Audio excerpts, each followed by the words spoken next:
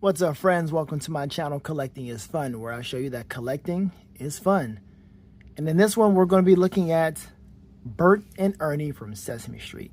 Now, earlier today, I did a short where I saw this. I picked these up at Best Buy because of, the latest news of PBS being in trouble with funding. Well, I clarified, I wrote it in the description, but let me clarify. PBS is not shutting down. All right. It is the corporation for funding, the corporation for public broadcasting. That funding company is shutting down. PBS still lives on. NPR News will still be on, or NPR period will still live on, because you have people like us that would definitely support them. But I just want to clarify that PBS is not shutting down. They will definitely be affected. Matter of fact, their website is still up right now. I look at PBS Kids, and I introduced my son to the electric company, the one that came out in the 2000s, that one. I love that show. And, of course, it's great.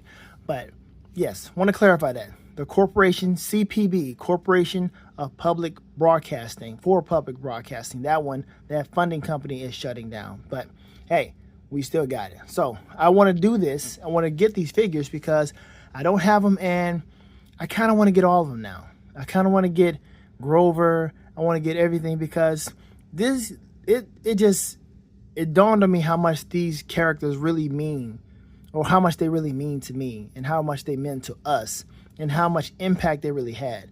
I like Bert and Ernie. They were my boys back in the day. Literally, I used to like watching Bert and Ernie. Bert, he was man, I'll get into that. Let me just show you what we got here. Let's just do one at a time, of course.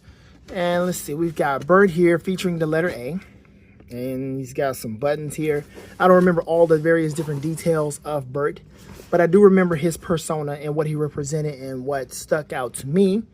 But there he is reading boring stories. He looks like he's got, bottle caps that he's collecting. He's got, paper clips or something? I'm not sure. And what do we have here in the box? We got him and his bottle cap collection, I believe. And the boring books, the paper clips, the letter A, hand, and the pigeon. Okay? And the pigeon in here is holding the bottle cap, but it doesn't look like that pigeon can actually articulate its mouth or beak. All right, so there's Bert. Let's go ahead and bring Ernie out. Ernie here is Rubber Ducky. He was always fascinated with this Rubber Ducky. And there's the letter C. These boys here having a fun time, just talking, laughing, whatever. Boom. Okay. And then you've got, and I'm glad they have two heads, man. You got the regular head and you got the laughing head. Because that's really cool. And then this is absolutely wonderful, man. This portrait here, which we'll get a better look at that. But right now, you see that? That's really good. And the hands, the letter C, and the Rubber Ducky, which is very important. Okay, let's go ahead and open these up and have some fun with Bert and Ernie. Let's talk about the influence that they have and had on us. Okay, first we're going to look at Bernie.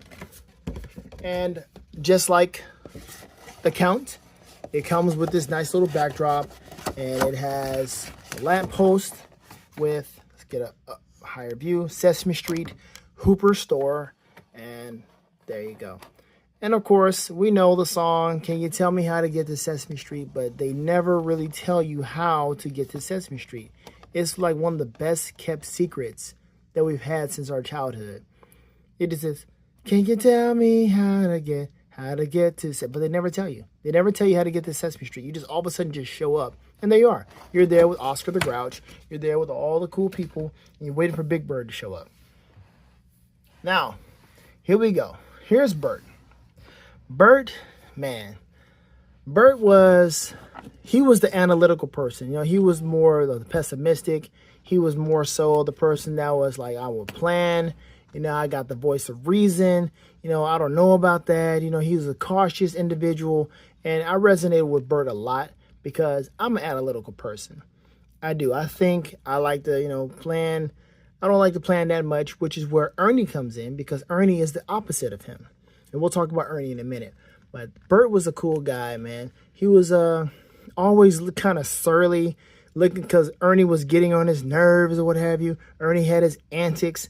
And it was a funny thing when they both conversed and had their own interactions with each other.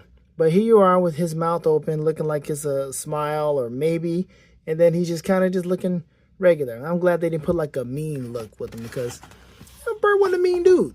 He was just, some stuff kind of annoyed him a bit, and like me, some stuff just annoy you. I'm not a mean dude. It's just, what was that? But you got to also tap into that side where you're willing to laugh.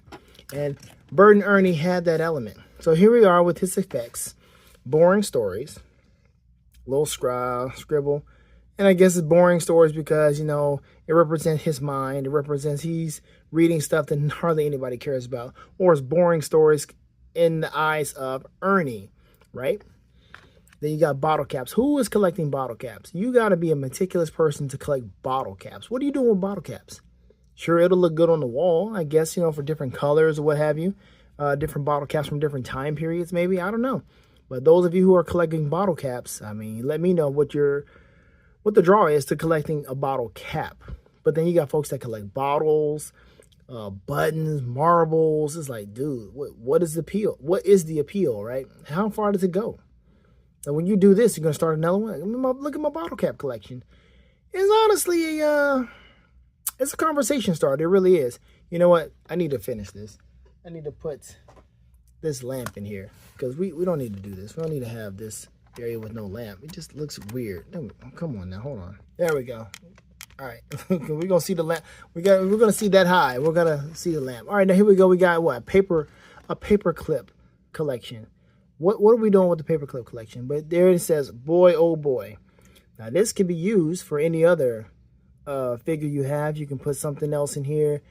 It look pretty cool. But this is a nice little collector's box for paper clips. Boy, oh boy. That's what he got going on.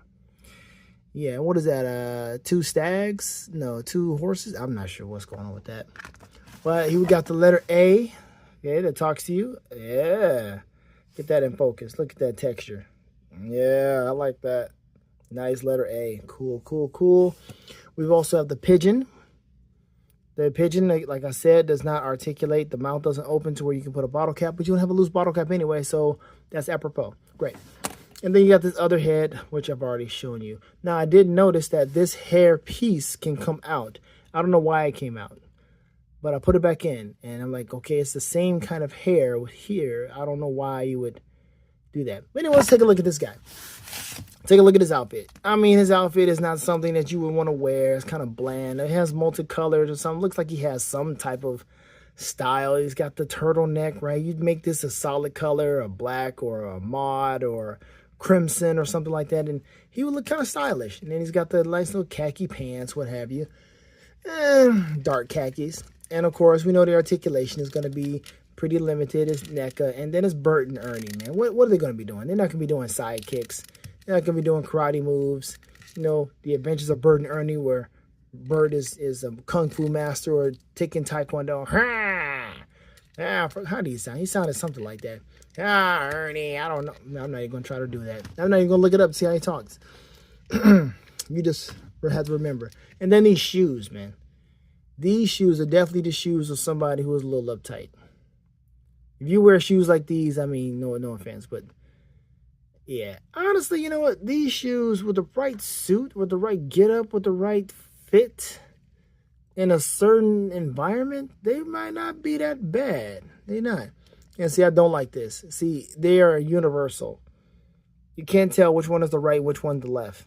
I don't like that. So if you're to take it off and swap them, you would not be able to tell which one is right and which one is left. I don't like that. It's universal. You see that? Get in there. Can we focus? There we go. Universal. Can't tell which one is right and which one is left. I don't like that. But it doesn't matter. They're not coming off anyway. I'm not doing anything extra special with him. And that is really it, man. The articulation is, oh my gosh. Ernie, right? And let's look at his hands. He has, 3 sets of hands. Where one, he is grabbing onto something. What is he going to grab onto? I guess he'll grab onto the book, right? So he'll grab onto the book here. And then he'll have the other hand also grab onto the book. for boring stories. And then this one, he's kind of just pointing. What's he pointing at? Pointing at Ernie, like, you better stop that. You better replace that trash can lid, that trash can liner. Don't you leave that trash filled up like that. Yeah, okay. And there you have it. Those are the hands. Okay, so now we have Bert. We got to take a look at Ernie. Put this stuff out the way. All right, we got Ernie, and Ernie comes with the letter C. Why is it A and C? I don't know. Let me see. The count came with the number 2. So who's going to come with B? I guess B is going to be for Big Bird. A, B, C. You got to do it that way, I guess. I don't know. But there's that. He's got the C. He's got the head that smiles. Okay. Spiky hair. Both of them have the same kind of hair. This is cool. Great. And then we got the hands. We've got the hands where he is pointing, just like Bert. We've got the gripping hands for what's he going to grip? We'll get to that in a minute. We got the rubber ducky, which he cannot grip with these hands. Look at that. No, you ain't gripping that thing. You're not squeezing your little mitts around his neck like that. I mean, you kind of could. Let's see. In the photo, nope. In the photo, he is holding the duck in the one hand that is open. Just like you have the open hands right here. Yeah, he is not doing that. So that duck is just going to have to just be somewhere. I don't know where. And then you have this nice little friendly picture of Bert and Ernie. Bert with that little slight smile. And Ernie with just that, hey, I'm great. So Bert and Ernie, you know, there was that controversy about Bert and Ernie during the whole, I don't know, some type of homosexual deal and homosexual rights or something like that. And they were trying to make it seem that Bert and Ernie were an actual couple. And the creator of the writer of Bert and Ernie, his name is, let's see, what's your name, kid? He came out and said when he wrote this, it was written by, oh shoot, dang, where's this man's name? Dang it, what's that man? Mark Saltzman. Former Sesame Street writer, Mark Saltzman. He said he modeled these two after his own relationship with his partner. And so when he saw them, or when he made them, he's like, hey, I mean, that's who they were to him. He didn't do that. He didn't push his agenda on the kids, which is grateful. And then after that, you know, people ran with that. Like, oh, they put it in the headlines and Bert and Ernie, they coming out as gay. Oh my gosh, what's going on with Sesame Street? And Sesame Street Workshop said, oh, no. These two are friends, platonic friends. They represent diversity. They represent forgiveness. And they are just teaching children about positive friendships. That's what they're doing. They're roommates. Nothing to be misinterpreted. And I'm like, thank you, Sesame Street Workshop, because we don't need any extra added agendas thrown in there for something that is meant to be so pure as just two individuals sharing the same space, being friends and learning from each other. That's the thing that Bert and Ernie did. They provided the opposite of one another. He was more analytical and more pessimistic, you know, more, hey, I want to kind of like plan it out, hold on, wait a minute, make sure everything lines up. And he was like, you know what, we need to be free sometimes. You need to just, you know, just let go sometimes. And that's exactly how it needs to be. So if you really want to look at it, these two can actually, if you want to look at the psychological aspect, these two represent two of the same person living in the same mind. So that apartment building or apartment room or house, whatever they lived in, that could represent the mind that these two personas lived in to represent one person, to represent us. Because we all have those times where we're like, you know, I gotta have order. I gotta have order. But you don't need to have that too much. You need that time or that side of you that wants to let go, that wants to unwind, that kind of just wanted to see what happens, have faith, all that stuff, right? That's what Ernie represented. So psychologically, this was us. This was us as kids. Just very simple, like uptight, not so uptight if you want to use those words, you know, straightforward, harsh, loose. We got to, you know, that yin and that yang, we got to have that balance. And that was what they gave us as kids. They gave us this balance, these characters representing balance for your own mind, for your own life, and how you can have friendships that are different. You can have people that do different things. They look different, they act different, they think different, but you can still have respect for one another. That's what they taught. They taught that with these two characters, and that's what PBS was doing with various different programs, with Mr. Rogers, with Reading Rainbow, Electric Company, with Morgan Freeman when he first started off, and then the new Electric Company that I love. That's what they were doing. So that was really cool.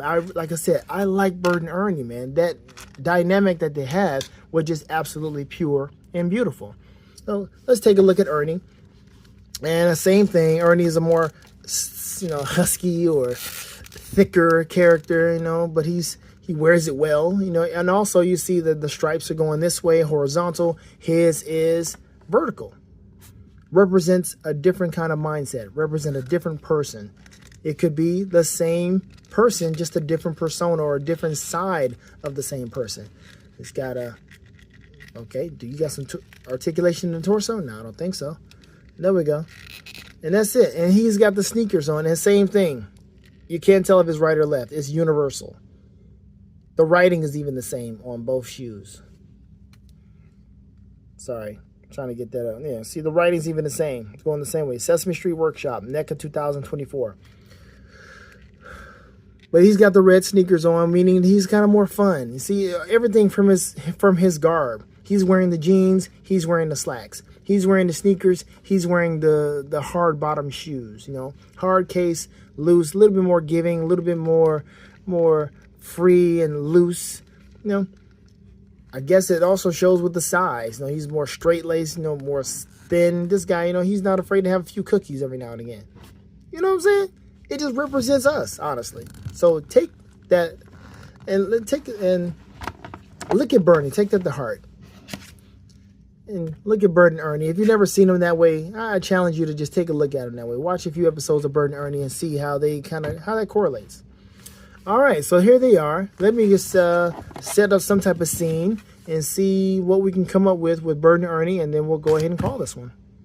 And there they go. And as you can tell, this diorama is from the Wayne Manor, stately Wayne Manor from Batman 66, but it's so useful. It is so useful for various different scenes, and I just love it. I love the fact that I got this from Ross for such a low price, because the asking price that McFarlane was asking for was a bit much. But I was able to get all three for, I think, the price of two or something of that nature. Man, it's amazing. And I was able to help somebody else out too, so that's another great thing about this. But yes, I could put the pigeon in there, but we'll leave the pigeon outside the house. I know Bert is not going to actually stand for that. But there he is. He's got his boring books in his hand. Ernie's right here with the rubber ducky. He's got his collection of his stuff right there. They're talking, laughing, whatever it is that they're talking about, conversing about. Maybe Ernie, he has that persona where he likes to joke. So maybe he was joking with Bert, like, hey, lighten up, Bert. And then Bert's like, Ernie, and he always forgave him. That's the thing about it. When Ernie would get on Bert's nerves, he would always forgive him at the end to let you know that, yes, we're different. Yes, you may annoy me. Yes, you may aggravate me sometimes. We may argue and get mad. But that doesn't mean we still can't be friends. We can learn. We can grow. We can forgive each other. And that's what they taught. And here's the picture to show that they are always going to be buds. You can actually hang this up somewhere. I don't have anywhere to hang it. I mean, that doesn't have a hook right there. Just that lamp is, so cut out made for the lamp.